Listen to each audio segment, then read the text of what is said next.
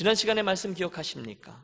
다윗이 아둘람 굴에서 이스라엘에서 살기 어려웠던 사람들을 품어내는 이야기 우리 함께 나누었습니다. 그리고 그 굴에서 400명의 무리들은 훗날 이스라엘을 위한 귀한 용사로 변화되었다는 것을 살폈습니다. 그리고 오늘은 그 아둘람에 이어서 그가 형성한 시글락이라는 곳에서의 공동체 이야기를 나누면서 그때 무슨 일이 일어났고 또 그 일들이 오늘 우리들에게 무슨 의미인지를 다가오는지를 상고하며 은혜를 나누겠습니다. 결론부터 말씀드리면 그런 광야의 힘든 여정 가운데 일어난 일들을 통해서도 다윗은 아름다운 공동체를 이루었고 그것을 통해 우리들에게 무엇인가를 말씀하고 있다는 거예요. 우리는 저 앞에 사무엘상 22장의 기록을 통해서 이미 그들의 출신 성분을 파악하고 있습니다. 다윗의 무리들은 성경의 기록에 의하면 이미 환난당한 자, 또 빚진 자, 그리고 마음이 원통한 자들이었습니다. 즉 이스라엘 사회에서 변두리에 속해 있었던 사람들이었죠. 그래서 우리는 어렵지 않게 다윗의 무리들이 모였을 때 일어났음직한 일들을 쉽게 상상할 수 있습니다. 그들은 틀림없이 여러분 자존심 하나로 먹고 사는 억센 사람들이었을 겁니다. 걸쭉한 욕을 입에 담고 살았을 거예요. 싸움질이 끊이지 않았을 겁니다. 살살 거짓말하는 사람들도 있었고 술들을 진탕 퍼 마시던 사람도 있었을 겁니다.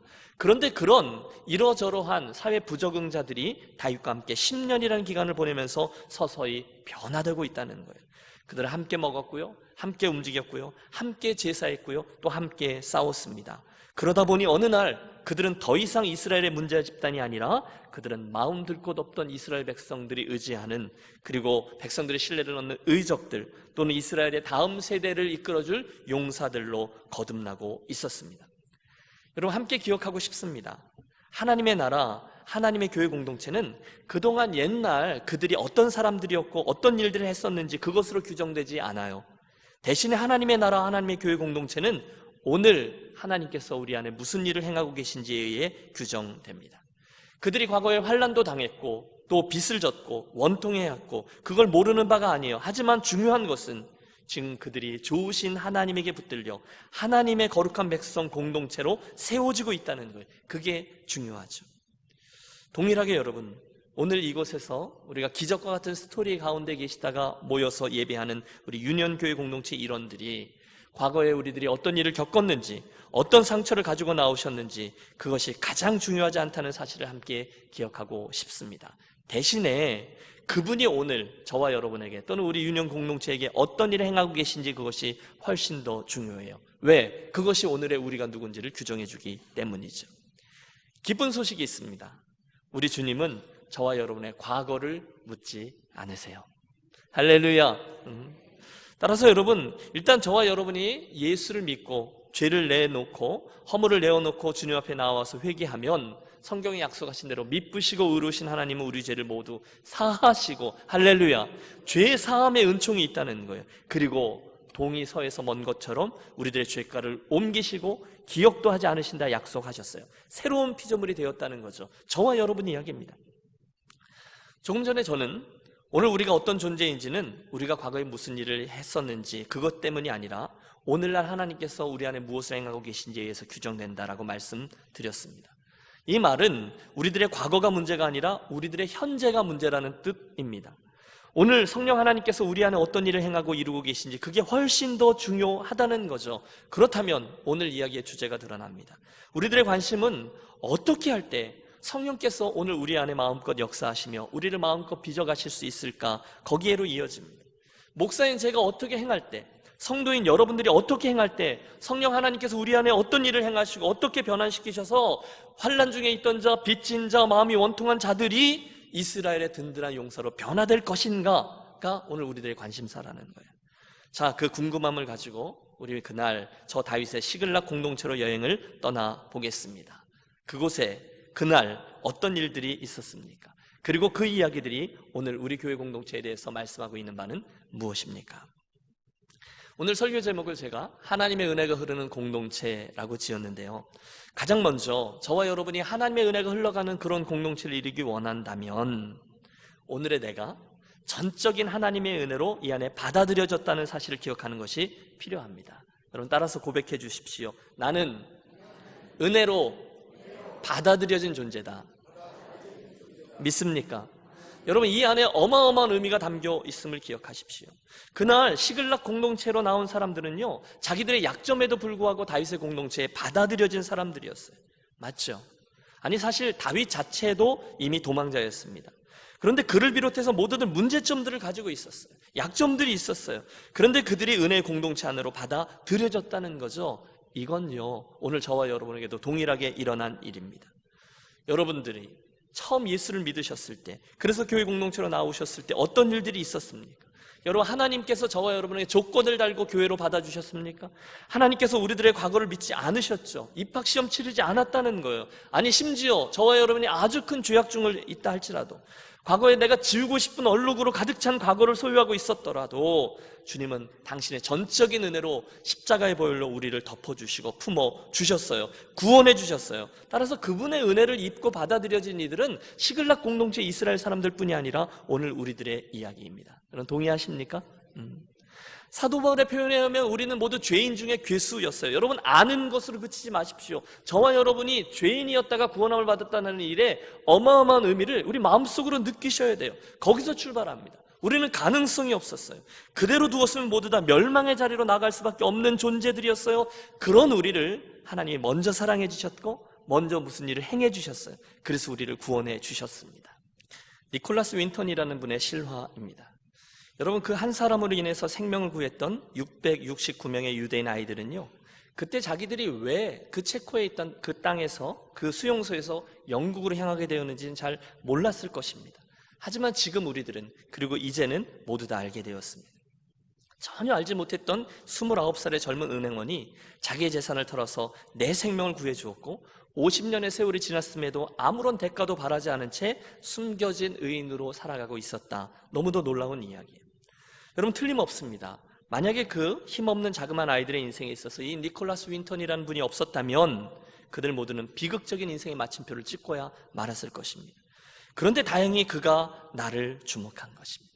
나는 그를 몰라요. 하지만 그가 나의 이름을 그의 노트에 적은 것입니다. 그리고 정확히 나를 그 체코의 수용소에서 꺼내어 영국 땅으로 구원해 주었습니다. 여러분, 무슨 말씀을 드리는 것입니까? 그것이 바로 저와 여러분의 인생에 정확히 일어난 일이라는 거예요. 저와 여러분이 뭐 한 것 없습니다. 특별한 대가를 치르지 않았습니다. 그러나 먼저 주님이 저와 여러분에게 은혜를 베풀어 주셨습니다. 예수님의 잃어버려진 드라크마 비유를 기억하시죠?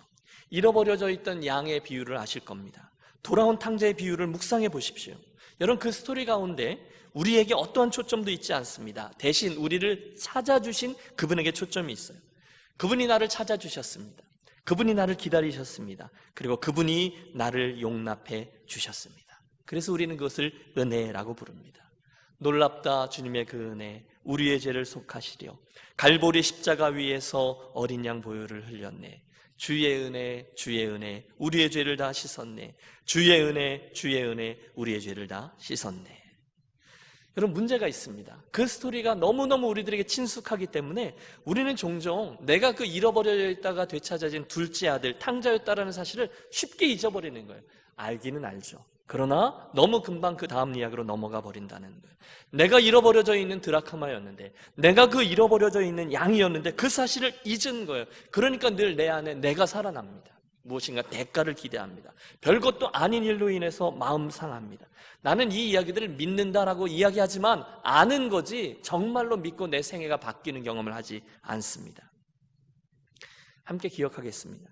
다윗의 무리 시글락 공동체에는요, 의인의식에 사로잡혀 있던 첫째 아들들이 모인 무리가 아니었어요. 대신에 그곳은 죄의 자리에서 돌아온 그 둘째 아들들로 이루어진, 철든 둘째 아들들, 탕자들로 이루어진 공동체였다는 거예요. 사랑하는 여러분, 하나님의 은혜가 흐르는 공동체를 우리 기대합니다. 맞죠? 그렇다면 가장 먼저 잃어버려져 있던 내가 주님의 은혜로 아무 의도 없는, 아니 아무런 대가 없이 주의 은혜로 되찾아지고 다시금 용납되어 주님의 몸인 교회로 받아들여졌다는 사실을 기억하시기를 권합니다. 그때서야 우리는 비로소 우리의 유년교회 공동체를 다윗의 시글락 공동체와 같이 복된 공동체로 세워나갈 수가 있는 거죠. 한번 해볼까요? 내가 은혜로 받아들여졌습니다. 여러분, 그 사실을 기억하는 자는 어떠한 권리 주장도 하지 않습니다. 과거에 내가 무엇 해냈고 섭섭하고 여러분 그런 것 없습니다. 죄인은 은혜만 기억합니다. 두 번째로 우리는 첫째, 내가 받아들여졌다는 사실과 함께 이번에는 내 옆에 계신 분 또한 나와 똑같이 주님에게 의해서 되찾아졌고 그분의 은혜로 구원함을 받은 동일한 존재라는 사실도 기억합니다. 여러분 옆에 분을 쳐다보고 한번 이렇게 말씀해 주십시오. 당신도 은혜로 받아들여졌습니다. 예. 여러분 이걸 서로 간에 인정하셔야 된다는 거예요. 여러분 이 앞선 영상에서 일어났던 그 많은 무리들을 보셨죠? 어쩌면 그날 그 방청객에 앉아있던 이들은 자기 옆에 앉아있던 이들이 누구였는지 몰랐을 겁니다. 하지만 니콜라스 윈턴에 의해서 생명을 건지신 분들 일어서 보세요라는 말을 듣고 함께 일어날 때 그분들의 마음속에 감탄이 있었을 거예요. 이분도, 저분도. 여러분 그 순간에 그들이 덜 중요한 이슈 가지고 티격태격하지 않았을 겁니다. 내 옆에 있는 이들의 머리 색깔이 왜 금발인지, 왜 저렇게 30년도 지난 촌스러운 양복을 입고 방송국에 왔는지, 이 양반은 왜 이렇게 뚱뚱해서 앉아있는 나를 불편하게 하는지, 여러분 그건 아무런 문제가 되지 않아요. 그 순간 단 한 가지 생각뿐이죠. 이분도 나처럼 저 니콜라스 윈턴에 의해서 똑같은 은혜를 입었고 그분이 아니었으면 오늘 이 자리에 존재하지 못하는 생명을 건진 사람이구나, 우리는 동지구나, 이런 생각을 했을 겁니다. 여러분 우리가 공동체를 이루며 교회를 세워나가는데 가장 힘든 일들 중에 하나는 나하고 다른 저분의 부족함이 내 눈에 확 들어올 때일 겁니다. 그렇죠? 솔직히 말해보세요. 사실 그렇습니다. 저 양반 또 왜 저래? 그게 나를 힘들게 해요. 내 뜻대로 그분이 안 바뀌어요. 그게 힘들어요. 저와 여러분이 교회 나올 때 기대하는 바가 있죠. 여러분 우리는 먼저 예배할 때 하나님의 거룩하심과 맞닿기를 원합니다. 은혜 받기를 원합니다. 그리고 나서 내 옆에 계신 성도분들과 아름다운 교제를 나누는 것도 기대해요. 그게 우리가 꿈꾸는 그런 아름다운 교회예요. 그런 공동체예요. 다행히 여러분 우리들의 인생을 살다가 그런 하나님의 은혜로 첫 번째 만난 교회에 그런 교회를 만나면 너무너무 복될 거예요. 하지만 우리들의 경험상 그런 교회는 거의 없어요. 대신 더 많은 경우에 우리는 교회 안에서 이러저러한 부족한 사람들의 모습을 더 많이 봅니다. 물론 목사님은 좋은 설교를 통해서 하나님의 말씀을 전해주십니다. 목사님 맞아, 저 말씀은 나에게 주신 말씀이야. 하나님 제가 이 말씀 받습니다. 제가 그렇게 살겠습니다. 감사합니다. 저를 도와주세요. 그럴 때가 있어요. 그런데 그 목사님도 때로는 내 마음에 들지 않는 메시지 전해요. 그 다음 주에 나왔는데 똑같이 맞아, 나에게 주시는 말씀인데 이지만 상황 때문이지. 저 양반 또 나들을 까 막 이러면서 그 말씀을 듣는 거예요. 지난주에는 나에게 주신 말씀이라고 은혜를 받지만 이번 주에는 나에게 주신 말씀이라고 상처를 받아요. 내 마음대로 잘 안 되는 거예요. 여러분 교회 앞에 작년 같은 경우는 예수 안에서 함께 지어져 가는 교회, 올해 같은 경우에 물가에 심어진 나무, 우리가 그런 표를 걸고 그렇게 애를 쓰지만 때때로는 그런 모습과 너무도 먼 우리들의 모습을 발견합니다. 나도 저런 이들과 어울리다가 나도 저들 수준으로 내려갈 것 같아요. 갈등도 생겨요. 그래서 하는 말입니다. 주님을 사랑합니다. 나는 주님이 너무너무 좋아요. 하지만 교회는 별로예요. 주일에 나와서 내가 꼬박꼬박 예배는 드리겠지만 그 외의 것들은 좀 나중에 천천히 사절합니다. 목사님 저 좀 그만 놔두세요. 혹시 여러분 그런 생각이 드실 때마다 얼른 가만히 있어봐. 나는 예수님의 탕자의 비유에 나오는 큰아들이 아니지, 나는 둘째 아들이지 라는 사실을 유념하시기를 부탁합니다. 여러분 나 스스로에 대해서 나는 죄인대학 출신에 나는 사형수 출신이다 라고, 나는 여전히 공사 중이고 나는 여전히 변해야 돼, 나는 여전히 부족해 라고 고백하잖아요. 그것처럼 내 옆에 계신 분에게도 동일한 시각으로 바라보시라는 거예요. 저분도 이 시글락 공동체로 나왔을 때, 저분도 우리 유니온교회 공동체로 나왔을 때 주님의 은혜로 용납받은 분이지, 저분도 나처럼 여전히 공사 중이지, 저분의 인격도 나처럼 여전히 더 자라야 하지, 그렇게 생각하시라는 거예요. 여러분 그러면요 놀라운 일이 벌어집니다. 우리 안에 하나님이 주시는 여유가 생겨요. 그분이 내가 원하는 대로 완벽해질 이유가 사라집니다. 또 내가 그분에게 완벽한 사람으로 보여야 될 이유도 사라집니다. 어마어마한 여유의 공간이 생겨요. 나는 부족하지, 저분도 부족하지. 그런데도 아둘람 그리고 시글락 공동체에 나와서 부족함에도 문제점에도 불구하고 다윗과 그 공동체에게 용납된 사람들이지 알게 되면 여러분 시각이 바뀌는 거죠. 여러분 사실이 그렇지 않던가요? 여러분 저와 여러분이 얼마나 잘해보려고 합니까? 그런데 잘 안 되잖아요. 또 저분도 내 기대에 딱 맞아들지 않잖아요. 교회가 나를 이렇게 대우하는 게 마음에 들지 않잖아요. 그러면 우리 쉽게 불평합니다. 왜 저 사람은 나만큼 진지하게 나오지 않는가? 왜 하나님은 어느 정도 괜찮은 수준에 있는 사람들을 불러다가 유년교회 공동체를 세우시지 왜 저런 수준의 사람들을 데려다 주셨냐? 불평합니다. 다 틀린 거예요. 여러분, 시각을 바꾸셔야 돼요. 그분이 내가 원하는 모습으로 그 수준으로 되어 있어야 한다라고 요구할 권리가 내게는 있어요, 없어요? 없습니다. 그게 원래 하나님께서 성경에 기록하고 성경에 나온 수많은 백성들의 모습이요 수준이기 때문입니다. 그날 다윗의 공동체 시글락 모임에 나온 사람 중에 처음부터 완벽한 사람은 없습니다. 대신 그곳에는 또 우리 유년교회는 조금 희한한 분들이 얼마든지 자리할 수 있습니다. 수군대는 자, 불평하는 자, 의리 없는 자, 변덕스러운 자, 술 못 끄는 자, 의심 많은 자, 죄에 찌든 자, 빚진 자, 마음이 상한 자. 그게 이스라엘 백성들에서 나온 공동체 사람이라는 거예요. 그런데 아세요? 그게 교회라는 겁니다. 따라서 나는 교회 오면 천사들만 있는 줄 알았더니 똑같구면 아이고 그럼 나는 예수 안 믿을란다 하고 뒤돌아서는 게 맞습니까? 틀립니까? 틀리는 것입니다. 부족함에도 인정하고 나오는 거죠. 함께 기억하겠습니다. 여러분, 오늘 저와 여러분이 우리들의 부족함에도 불구하고 주님의 교회에 소망을 두는 근거는 우리들의 완벽함 때문이 아닙니다. 말씀드린 것처럼 대신 우리가 교회에 소망을 두는 근거는 오늘도 우리 안에 일하고 계시고 여전히 우리를 빚고 계시는 성령 하나님, 그분의 역사 때문인 줄로 믿습니다. 정말로 그래요. 그래서요, 그런 부족한 사람들이 모여있는 교회에서 우리는 종종 발견합니다. 누구를 발견해요? 변화되고 있는 사람이요. 성령 하나님께서 일하고 계시는 것들을 봅니다. 여러분, 완벽함을 요구하지 마십시오. 여러분, 저에게 완벽함을 요구하지 마세요. 저도 마찬가지입니다. 다 부족해요. 우리는 공사 중이니까요. 그런데 중간중간에 이런 일들이 있는 거죠. 어떻게 이런 일이 가능하지? 어떻게 저 부족했던 분이, 어떻게 한 달 전에 나타났을 때 저런 모습의 분이 어떻게 우리 안에서 하나님을 만나고 변화되어지고 있는지를 보면서 우리 감탄하는 거예요. 저분 많이 변하셨네. 여러분, 그런 일들이 있어요. 당신 체면 때문에, 할아버지 체면 때문에 제가 어르신 대접하느라고 한 번 교회 나가주는 거예요. 선심 쓰듯이 교회 한번 나와줬던 분인데 어느 날 그 발걸음이 스스로의 발걸음으로 움직이게 됩니다. 피동에서 능동으로 바뀌어요. 여러분, 실제로 제 안에는 지금 이 말씀을 드릴 때 그런 분들 리스트가 그분들의 얼굴이 하나하나 떠오릅니다. 사람이 바꿀 수 없어요. 그런데 그분들이 바뀌는 거예요. 억지로 교회 나왔던 분이 어느 날 계속 나오기 시작하더니 교회 나온 지 한 달도 안 되었는데 교회 부엌에 냉장고가 망가져 있다고 몰래 그 냉장고 빼고 새로운 냉장고를 찾아 채우는 분이 있어요. 다들 깜짝 놀라는 거예요. 그분이 새로운 분인데, 새 가족인데, 예수 처음 믿은 분인데, 여러분 그런 경험 없으십니까? 그렇게 매몰찼던 분인데 어느 날인가는 설교를 듣고 눈시울이 붉어져요. 끝나고 밖에 나가서 인사하고 그러는데 그분이 안 나와요. 들어가 보면 혼자 남아서 가슴을 치며 기도하는 분들이 생깁니다. 내가 이러면 안 되죠. 주님, 제가 저를 도와주십시오. 새롭게 다짐을 합니다. 말씀을 쭉쭉 받아들이고 쑥쑥 자라납니다. 뭐예요? 성령께서 하나님의 은혜가 흐르는 공동체를 그분으로 맛보게 하는 거죠. 저는 그런 분들을 여러 기억합니다. 깜짝 놀랄 만큼 그 마음속에 적의가 가득 찬 채로 교회를 나옵니다. 삐딱한 발언을 합니다. 거절과 배신으로 인해서 너무너무 그 누군가를 미워했는데 살아서 내가 다시는 그분을 만나지 않을 거야 생각했는데 어느 날 그리스도의 사랑이 그분을 강권하여 주님의 마음을 품고 먼저 사랑의 손길을 내밀어 장거리 전화를 하고 비행기를 타고 날아가서 그분과 화해를 시도하고 예수님을 전달하려고 애를 쓰는 것을 보았습니다. 그러면 제가 감사하며 감탄하는 거죠. 하나님 어떻게 이렇게 일하실 수가 있지? 과연 하나님이시네. 여러분, 그게 하나님의 신비로운 손길, 그 아름다움, 성령의 사역인 것이죠.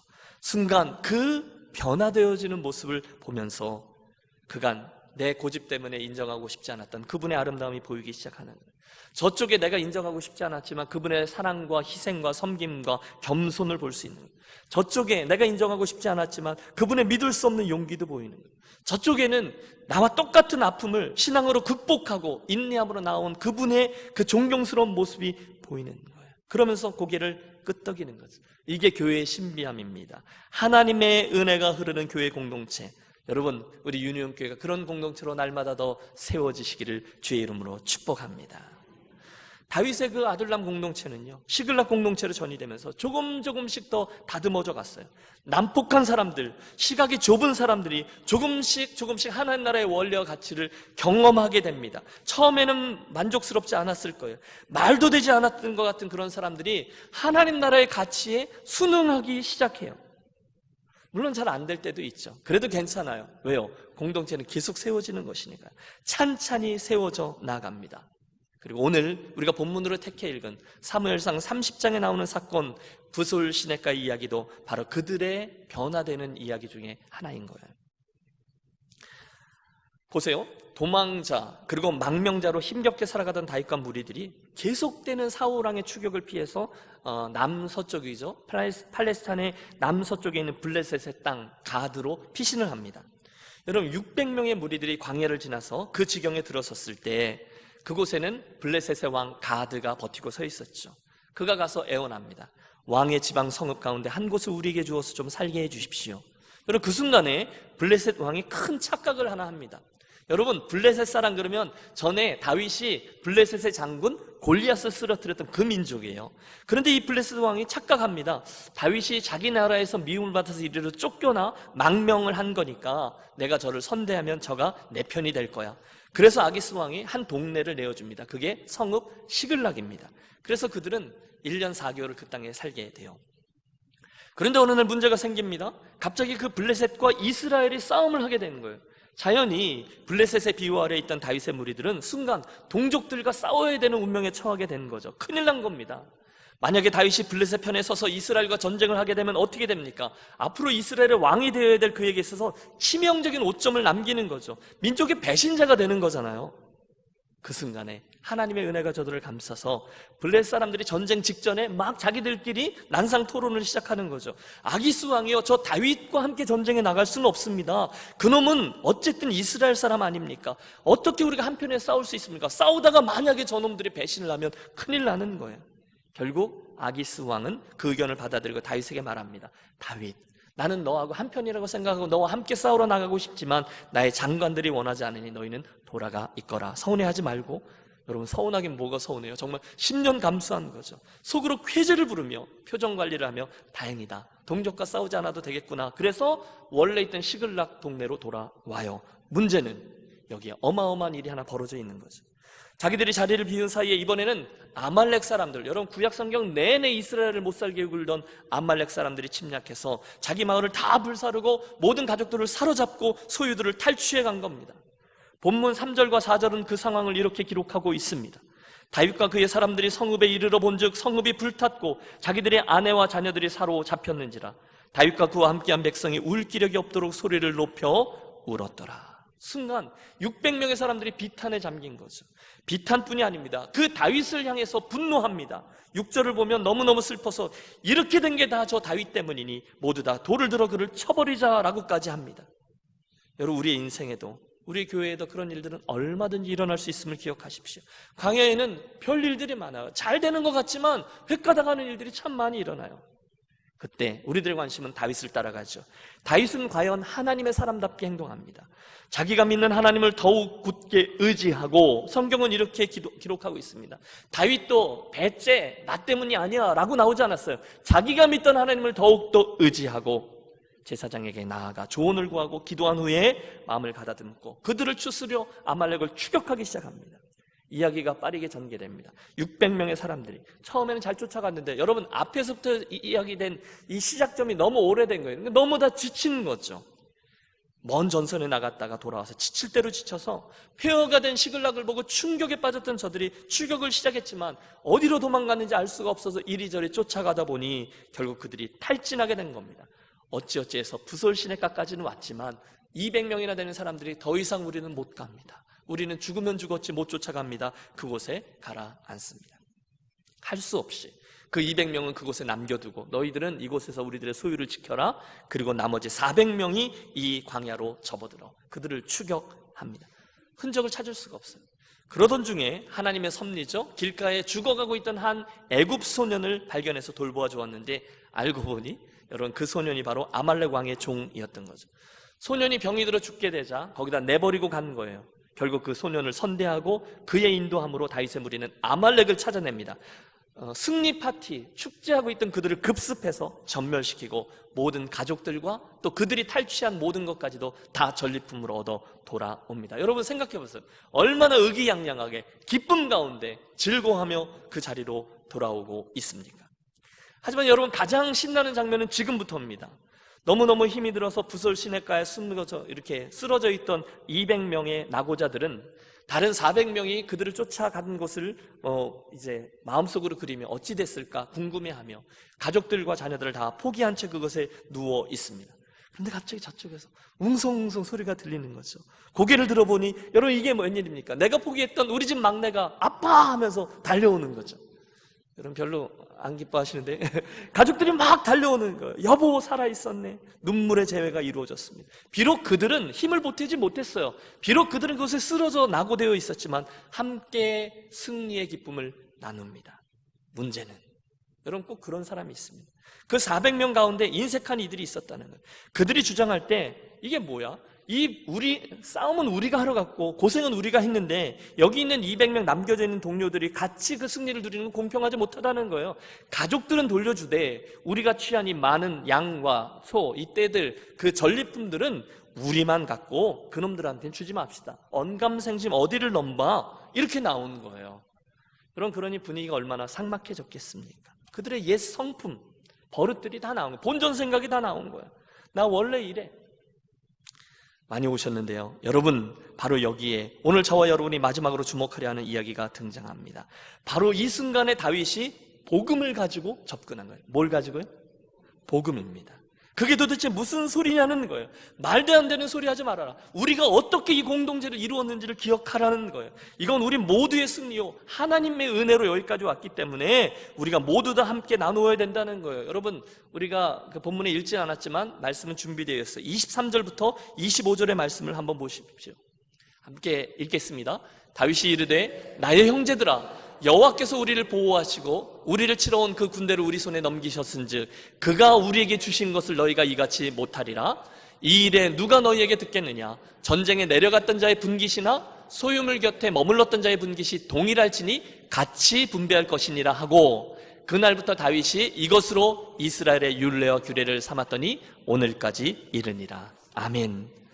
여호와께서 우리에게 은혜를 주신 것이고 여호와께서 우리를 보호하신 것이고 똑같은 운명 공동체인데 그렇게 하면 되겠냐는 거예요. 똑같이 나누어라. 이건 우리 모두의 것이다. 이것을 앞으로 우리 이스라엘의 원칙으로 삼는다. 여러분 하나님의 사람답습니다. 다윗은 자기의 인생이 은혜로 차 있다는 것을 알아요. 자기가 본래 어떤 사람이었던 것을 알아요. 자기가 얼마나 많이 죽을 뻔했는데 하나님의 은혜로 살아났다는 것을 알고 있어요. 그들이 어떤 사람인지도 알아요. 환난당한 자, 마음 상한 자, 빚진 자, 정말 이스라엘의 저 구석에 변두리 있던 사람들이 하나님의 사람으로 세워지고 있는 것을 보았다는 거예요. 은혜로 용납된 사람들이라는 거예요. 나도 그렇고 당신들도 그렇고. 그러니 이것도 은혜의 논리로, 복음의 논리로 접근해야 한다라는 거예요. 그리고 이 아름다운 이야기와 함께 다윗의 저 긴 광야 이야기가 마쳐집니다.